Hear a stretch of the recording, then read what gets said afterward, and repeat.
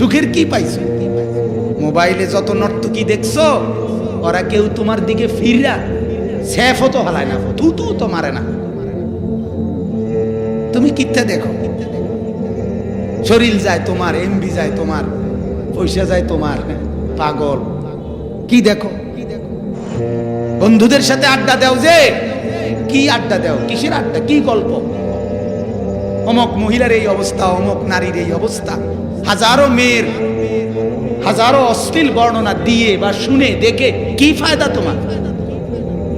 তোমার ফায়দা কি বলো নওজোয়ান? ফায়দা কি? কি জওয়ানি বাড়ে, যৌবনের শক্তি বাড়ে না কমে? তো হায়ার লজ্জা বাড়ে না কমে? তোমার মানুষের চোখে তোমার ইজ্জত বাড়ে না কমে? তো বাড়ে কি? আল্লাহ তাআলা যেন পরিবেশ পরিস্থিতি, দেশ জাতি, রাষ্ট্র প্রশাসন সব মিলে আল্লাহ তাআলা যেন ইসলামের অনুকূলে, কোরআন সুন্নাহর অনুকূলে করে দেয়। ওমা যালিকা আলাল্লাহি বিআজিজ। আর আল্লাহ তাআলার জন্য এটা কঠিন না, কঠিন আল্লাহ তাআলার জন্য কঠিন। আল্লাহ তাআলা ইউকাল্লিবুল লাইলা ওয়ান নাহার, আল্লাহ তাআলাই রাত এবং দিন বদলায়। আল্লাহ তাআলা চাইলে রাত বানিয়ে রাখতে পারে, আল্লাহ তাআলা চাইলে দিনও বানায় রাখতে পারে।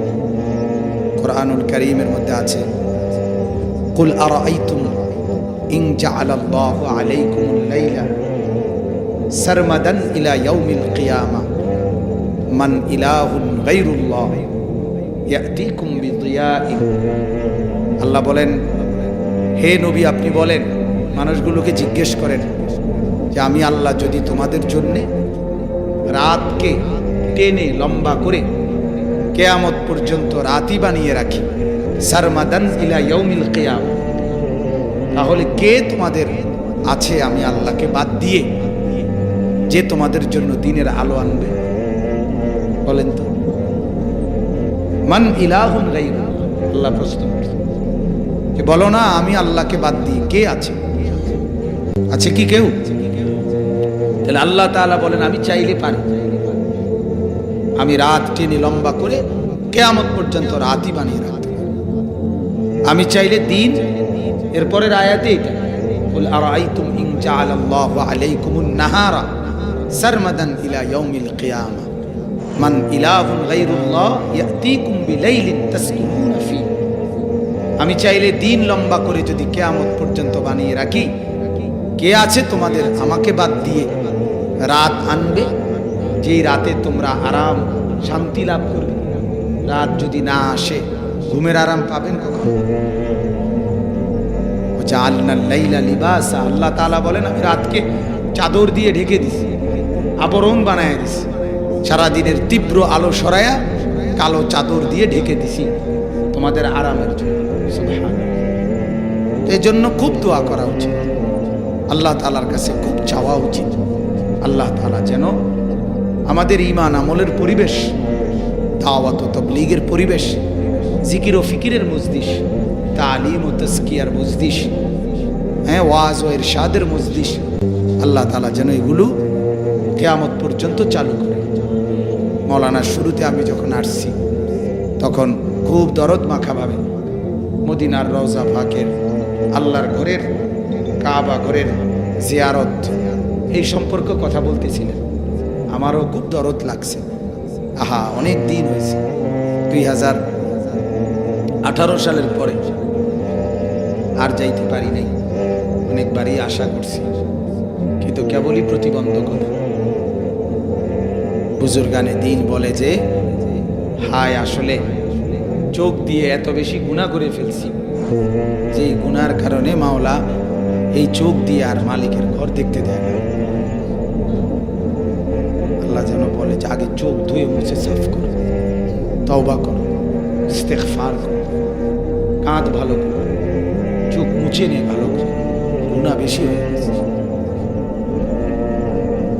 এই পায়ে অনেক বেশি গুনাহ হয়ে গেছে। গুনাহ এত বেশি হয়েছে যে এখন আর মালিক রাগ করে মালিকের ঘর তাওয়াফ করতে দেয় না। যা, আসবি না আমার কাছে, আসবি না, লাগবে না তোদের। হ্যাঁ, এজন্য আসল কথা এটাই, গুনাহ বেশি আমাদের, নাফরমানি বেশি আমাদের, যার কারণে মাওলা তার ঘরেও দেখতে দেয়, তার ঘরে ঘুরতেও দেয় না, তাওয়াফও করতে দেয়। এজন্য খুব দোয়া করা উচিত, আল্লাহ তাআলা যেন মসজিদগুলো, মাদ্রাসাগুলো, খানকাগুলো, দাওয়াতের মেহনতগুলো সব যেন আল্লাহ তাআলা কায়েম করে দেয়, দায়েম করে দেয়। বলেন আমিন, সবাই বলেন আমিন। ভেতরে যারা বসছেন দয়া করে, নওজোয়ান ছেলে, একটা ছেলেও একটা বুট খাবেন, এই ছেলে আর একটা বুটও ভিতরে দেবেন। কই শিখছো এই খাম খেয়াল? ওইদিকেও কয়েকজন, সাবধান, একজনও কোনো ঠাট্টা, রসিকতা, ধাক্কাধাক্কি, মস্কারি করা যাবে না।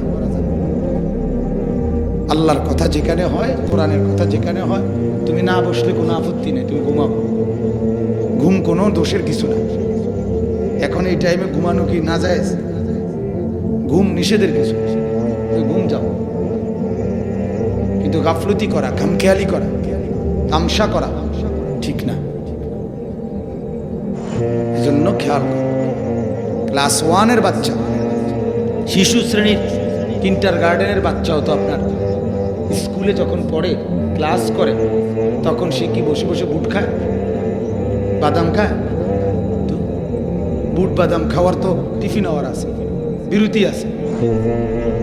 স্কুলের সাধারণ পড়া যদি পড়তে গিয়ে বুট বাদাম না খায়, আর শাহ আজিমের মালিকের কথা শুনতে গিয়া বুট খাবা কেন? কথা বলে। আল্লাহর কোরআন শুনতে গিয়ে আল্লাহ তাআলা তো আদেশ করছেন, ওয়া ইদা কুরিআল কোরআন ফাসতামিউ লাহু ওয়া আনসিতু। আল্লাহর আদেশে যখন তোমাদের মাঝে কোরআন পড়া হয়, কোরআন যখন পড়া হয়, তোমাদের দুই কাজ, ফাসতামিউ লাহু, এক নাম্বার হলো মনোযোগ দিয়ে কান লাগায়া শুনবা, দুই নাম্বার কাজ ওয়া আনসিতু, এবং চুপ থাকবে, একদম চুপ হয়ে যাবে। আল্লাহ বলেন এই দুইটা যদি করো, কোরআন শুনে যদি মনোযোগ দিয়ে শোনো এবং চুপ থাকো, আল্লাহ তাআলা বলেন লাআল্লাকুম তুরহামুন, তোমার উপরে অবশ্যই আমি আল্লাহর পক্ষ থেকে রহমত বর্ষিত, রহমত বর্ষিত। আর রহমতের প্রথম তর্জমা, রহমত বর্ষিত হওয়ার প্রথম তর্জমা অর্থ হলো আত-তাওফীকু লিত-তাআ, আল্লাহ তাআলা তোমাকে ইবাদত এবং আমল করার, তোমাকেও কোরআন পড়ার তৌফিক দান করেন।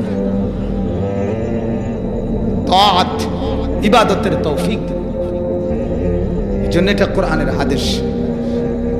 কোরআনুল কারীমের মধ্যে আছে, ওয়ামান আযলামু মিম্মান যুক্কিরা বিআয়াতি রাব্বিহি সুম্মা আ'রাযা আনহা। আল্লাহ তাআলা বলে তার চাইতে বড় জালেম, পাপী আর কেউ নেই, যার কাছে আমার কোরআন এর আলোচনা হয়, কোরআনের উচ্চারণ হয়, অথচ সে তার থেকে অমনোযোগী, এরাজ, বিমুখ। আল্লাহ বলেন সেটা বড় জালেম, বড় শক্ত জালেম, আযলাম। আর আল্লাহ তাআলা বলেন এমন জালেম থেকে ইন্না মিনাল মুজরিমিনা মুনতাকিমুন, আমি প্রতিশোধ নেব। আল্লাহ বলছেন তোর মতো জালেম থেকে আমি প্রতিশোধ নেব। কেমন ওয়াঈদ, কেমন ধমক, কথা বলেন। এজন্য খুব খেয়াল করুন। আল্লাহ তাআলা বলেন ওয়া ইদা তুলিয়াত আলাইহিম আয়াতুহু যাদাতহুম ঈমান। ঈমানদার বান্দা তারা যাদের সামনে যখন কোরআন তিলাওয়াত হয় তাদের ঈমান বেড়ে যায়। কোরআন তিলাওয়াত করলে, কোরআন তিলাওয়াত শুনলে ঈমান বেড়ে যাওয়ার কথা, ধাক্কাধাক্কি করার কথা। কথা বুঝছেন না? এটা আল্লাহ তাআলার কথা।